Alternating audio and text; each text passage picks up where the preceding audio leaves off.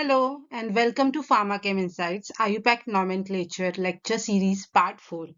In this video, we will learn how to name the organic compound with a particular functional group with the help of number of examples. So let's get started. In earlier examples, we have seen how the suffix of alkane ane changes to ene in case of alkene compounds or double bonded compounds, which again changes to yne in case of triple bonded alkyne compounds.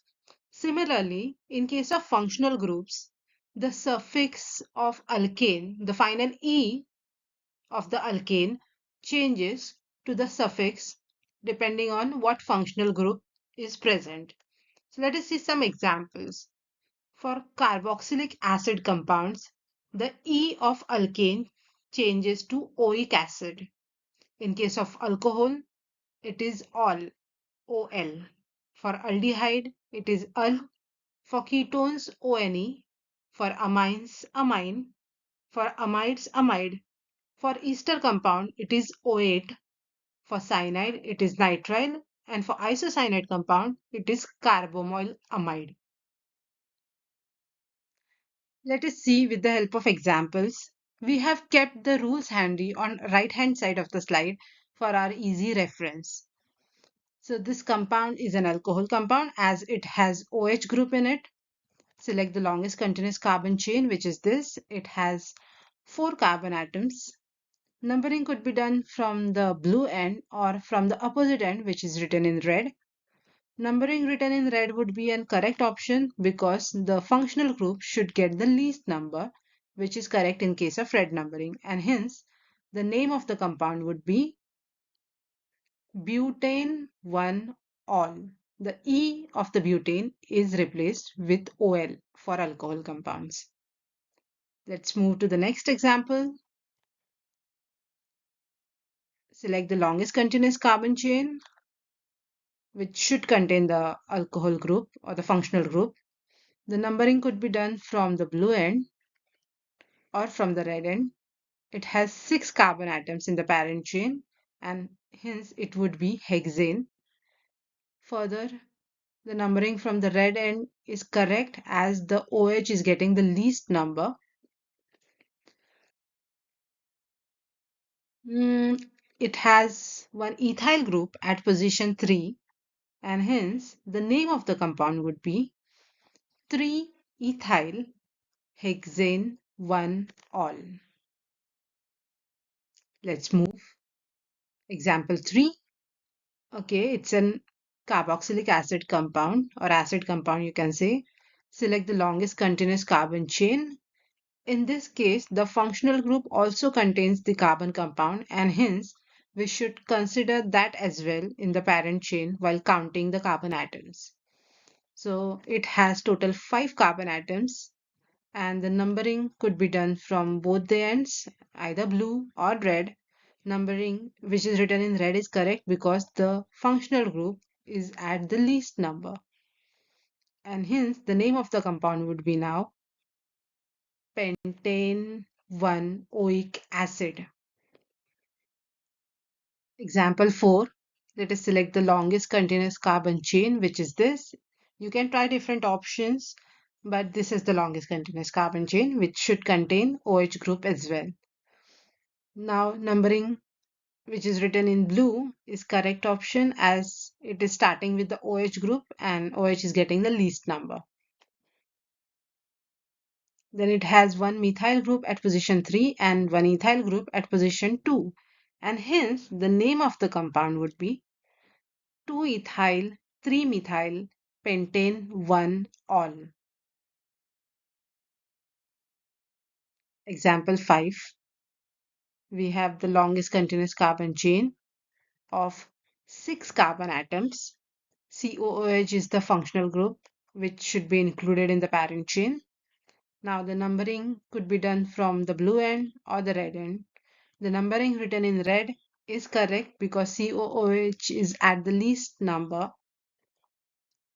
Then we have one methyl group at position 5 and hence the name of the compound would be 5-methyl hexane 1-oic acid. Let's move. Next example, example 6. We have a amine functional group over here. So let's select the longest continuous carbon chain. It has 4 carbon atoms, and numbering could be done from the blue end or the red, as we know that amine should get the least number, and hence numbering written in red is correct.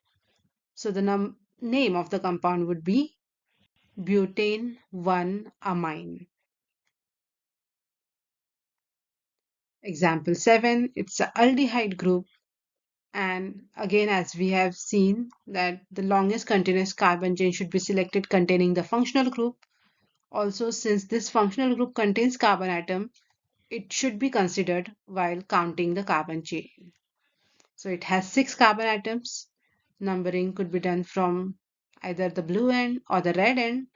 Numbering in red is correct because the aldehyde group is at the least number. Hence, the name of the compound would be hexane 1-ul. E of the hexane, EN, is replaced with Al, ul. Example 8. Okay, this is an interesting example. It has aldehyde groups and it has 2 aldehyde groups. This compound also, for ease purpose, could be written in a straight chain format. The longest continuous carbon chain is, of course, single. It has 6 carbon atoms. And now, since it is a symmetrical compound, we can number it from either end. So each of the way is correct. Hence, the name of the compound would be hexane 1,6-diol. 2 aldehydes, so diol 1,6 is the position of those compounds. Example 9, which is a halo compound. Okay, select the longest continuous carbon chain. It contains 4 carbon atoms and hence it is butane. Now, it is interesting. Numbering could be done from the blue end or the red end. We should reference to the halo compound according to its alphabetical order, and hence numbering which is written in blue would be correct, as bromo, alphabet B, will be preferred first. Hence, the numbering in the blue is correct. We have bromo at position 2 and chloro at position 3, and hence name of the compound would be 2-bromo 3-chlorobutane. Example 10, it is a keto compound. Again, the keto group contains carbon atoms and it should be considered while counting the parent chain carbon atoms. It has 3 carbon atoms, and since it is a symmetrical compound, it doesn't matter from which end we are numbering. So the name of the compound would be propane 2-one. The keto C double bond O group it is at position 2 and hence the name propane 2-one.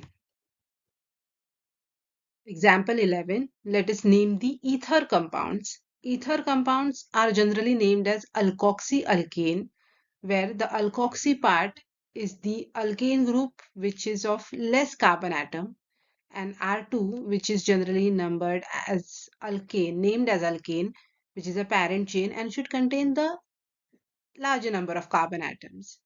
So let us see with the help of examples. Here on both the side it is a single carbon alkane, so the name would be methoxymethane. In this example again, the ethane group is at both the sides of the oxygen and hence the name would be ethoxyethane. Now this third example would clear your concept because there is one methyl group at one position on left hand side, which we will name as alkoxy, that is methoxy, because it has less number of carbon atoms, and the other side which contains the 2 carbon atoms would be named as alkane, that is ethane, and hence the name of the compound would be methoxyethane. Example 12, let us name the ester compounds. Ester compounds are generally named as alkyl alkanoate. The alkyl group which is attached to the oxygen atom are named as alkyl, whereas the rest of the group is named as alkanoid, where the alkanoid name comes from the number of carbon atoms which are present in the R2 plus the carbonyl carbon. Let us see with the help of example. Here we have methyl group attached to oxygen, hence the name would be methyl ethanoid, as there are two carbon atoms in rest of the group.